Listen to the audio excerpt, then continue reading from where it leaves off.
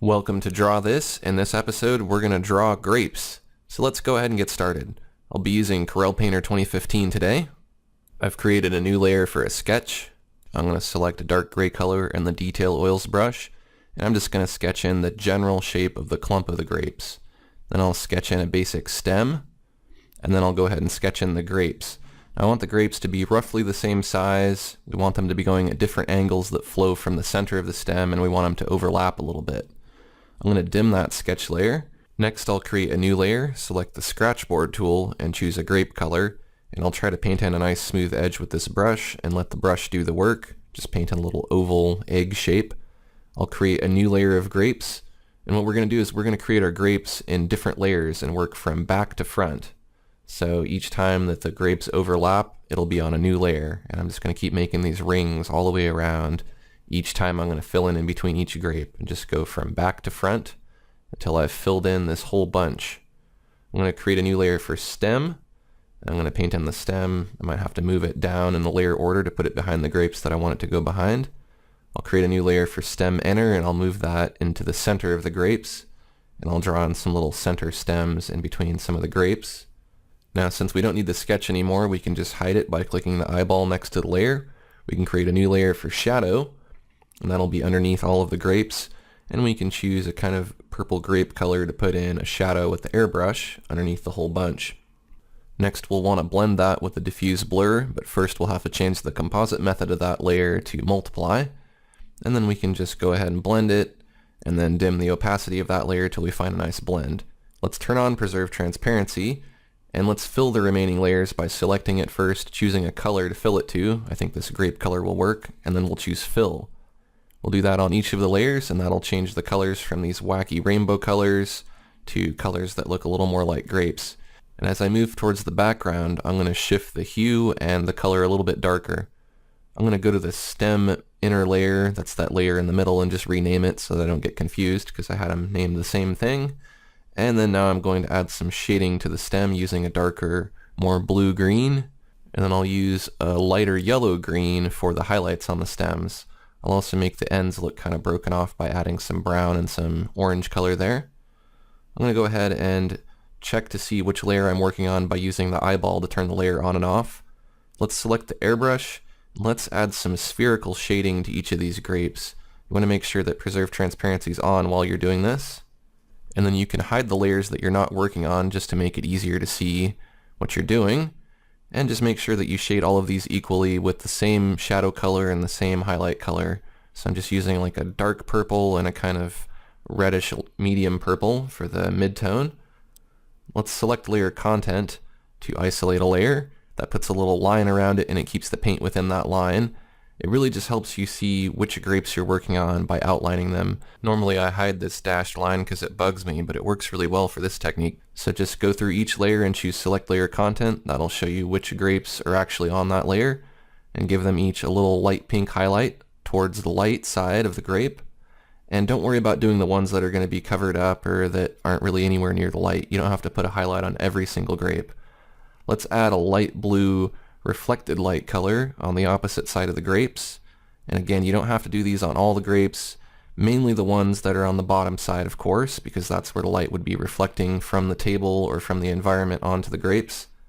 Let's add some brighter reflections with white, but add fewer of those white reflections and keep them centered on the blue and locate them mainly on the grapes that are closer to the table. Next, let's use some dark color to shade in between the grapes, especially where there's a lot of overlap and the light's getting blocked. So I'm really just going through all of these layers again and again and again using the select layer content trick. Let's add some highlights on a completely separate layer, and we'll use white for that along with the airbrush, and just add some highlights to the grapes that are getting the most light. Let's group those grape layers, so everything except for the highlights and the shadow with Ctrl G, and that way we can choose select group content on that group. That'll put a selection around the group, and if we create a new layer at the top of that group for shading over, we can set that to a multiply composite method and add some shading with the airbrush with some dark blue and some dark purple colors. We can then add a mask to that layer and mask away some of that color with white in the airbrush. Let's add some more details to the stems, and especially where they connect to the grape. Let's mask a little bit more of that shading that we put over everything and then right click on it and choose Apply Layer Mask. Let's add a layer for lighten over. Let's make it a screen composite method and add a little bit of bright red with the airbrush and then mask out some of that as well. We can apply that layer mask and then dim the opacity of that shading and the lighten layer just to blend it in a little better and make it a more subtle effect. I think something like that looks pretty good. Let's tweak the shadow color a little bit that's underneath the grapes by turning on Preserve Transparency and just changing the color of it a bit. Let's create a new layer at the top of the grapes group for reflections. We'll choose a medium pink color and we'll use the airbrush to go ahead and put in a few little reflections and rim highlights here and there. Don't have to do it on all the grapes, but it just gives it a little more visual appeal. We can add some more highlights here and there of that blue color and purples and oranges and some of the white background color. Let's add some more shadows in between the grapes on a new multiply layer. We'll use a digital airbrush and a dark purple or blue color just to create a little more separation between some of the grapes. So anywhere where you see it's kind of hard to see one grape up against the next, give it a shadow on the shadow side or a highlight on the highlight side or a reflection wherever you think it looks good. I might overpaint a little bit and make it darker than it needs to be because I can always reduce the layer opacity and back it down a little bit. I think that looks pretty good. Let's add a new layer for highlights too, and we'll continue adding some more highlights. It's just less risky if you add these things on new layers because then if you don't like it, you can just erase that layer and you don't have to start over on your whole painting. We'll go back to the highlights layer, turn on Preserve Transparency, and we'll make the highlights warmer on one side and cooler on the shadow side. Let's add these little tips to the grapes. I don't know what these are called, but if you look really closely on a grape, it has this little tiny little nipple thing on the end of it, so that's what I'm adding. I'm adding a background color with a little bit of blue. I might add some more tinting on top with a multiply and an overlay layer and just put that behind the grapes on top of the shadow just to tint the shadow a little bit. And we might put some tinting on top of the grapes as well with some overlay and multiply layers just to change the flavor or the color of the grapes so it's not all one static color. Just adding a few little reflections and more little details here and there. And then I'm going to add some fine rim highlights with the Detail Oils brush. These are going to be some very, very, very thin edge highlights that are going to help separate the grapes, kind of like we did with the shadow color earlier. I'll add a few fine details to the stems as well. And then let's choose Select Group Content on that grapes group. And let's add some texture on a new layer set to multiply with the sponge. Let's add a texture light layer. And let's add some lighter texture with some chalk brushes. We'll add a mask to conceal some of that texture and break it up. We want to try to remove most of it. And then let's tweak the tinting layers a little bit, just play with the opacity of them just to blend them in a little better. Now I'm going to save and then save a copy and drop all of my layers. And then I'll choose Select All, Copy, and Paste to create a duplicate. I'll name that duplicate Focus and I'll hide it. And then I'll select the layer below it and apply Soften.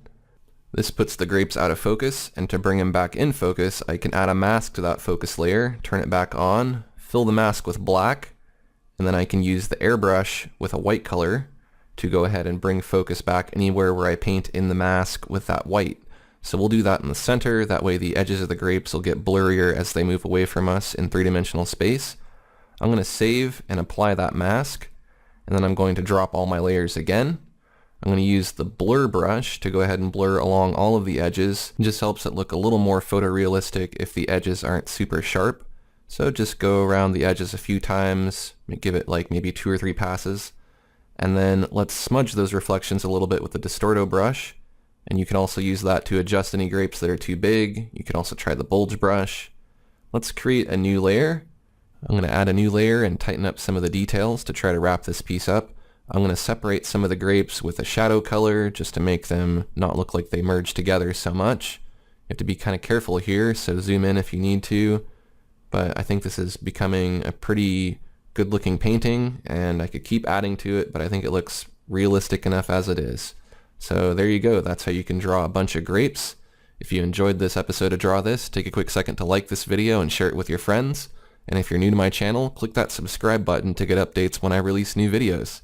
Thanks for watching, and I'll see you next Tuesday for another episode of Draw This.